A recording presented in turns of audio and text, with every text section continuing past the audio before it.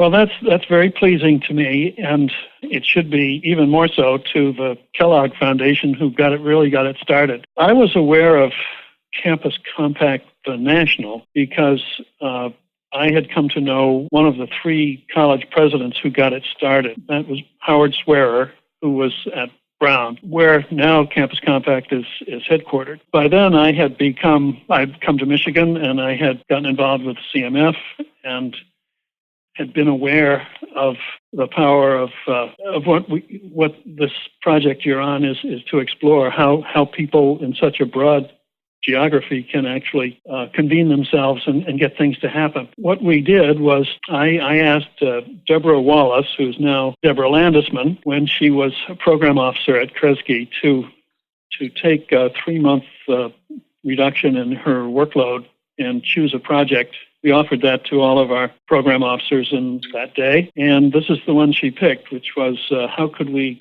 create in Michigan a state chapter of what seemed to be, on the national scope, a good idea. Community service based on a campus setting, integrating the campus into community, and exploring experiential learning at the same time. We had this idea that this could be done, and I found myself sitting across the aisle of a bus in Kansas City, going to the Art Museum in Kansas City, again on one of these host evenings of the Council on Foundations meetings. And across from me was Frank, who was then Education Commission of the States. He had been the president of the University of Rhode Island. I was asking him about this idea, and he found himself in Detroit about a year later and came by and saw me and said that he thought that John DiBiagio, he would be the right person to convene this, which he did, I'm sure, because of his relationship with Russ Mobby, and they're working together on a lot of other things, that this got assigned to Peter Ellis. Peter not only recommended a grant for this, but he expanded it by about 3 times. All we were looking for was some basic support of an office, which Michigan State ended up contributing anyway. And Peter came up with the idea that there should be these small grants that people on every Michigan Campus Compact campus could apply for. If you were a student and you had an idea, you could apply for one of these small grants. If you were a faculty member, you could apply. And they weren't huge money, but they were $5,000 a piece. But that's hard money for students and faculty to get their hands on in tight budget times. And that was just enough to stimulate what became, what is it now, about 40 campuses? And I think we started with 12. It was sort of a competition, these college presidents coming to these things. I'm sure they came in the first instance because they thought that both Kresge and Kellogg would smile upon them for being interested and participating, but they ended up kind of competing with each other. And if they had applied for a grant and gotten it and then didn't work too well, that was embarrassing.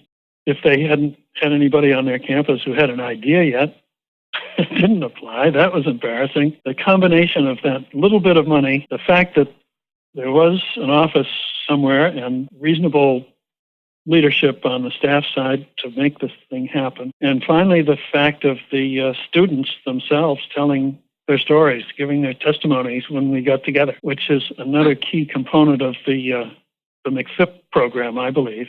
That the best strategy on a white paper does not compare to an honest, enthusiastic statement of commitment and success. Well, I think that, as we discussed a little earlier, that when it got started, there was no such thing as mandatory community service. Colleges have for a long time had entities that would encourage good works.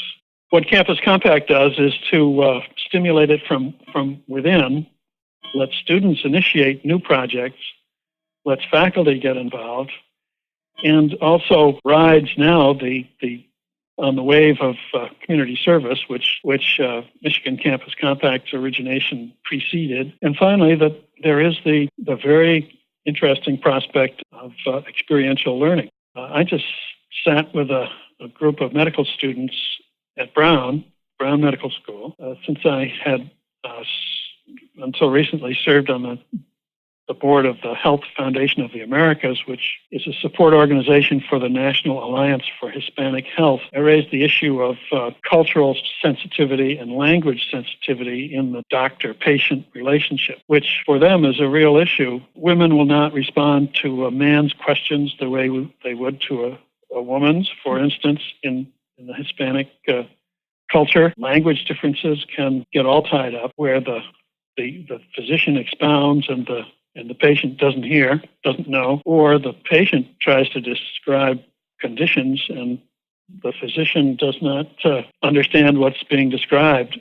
So misdiagnoses, you can imagine the complications. And so one of the things you can do at the Brown Medical School, you can be a concentrator in medical policy and advocacy. One of those students was so concentrated. And I think this issue was maybe new to her. It's a short conversation, but I think she's now thinking about it and trying to figure out what dent she could make in this, which is it's a national issue that really needs attention. So the point is that if you had a chance, she is on a campus which belongs to Campus Compact, maybe she can find a way to turn that into a program, which puts more than just relying on an interpreter to prepare the physician to do the primary care.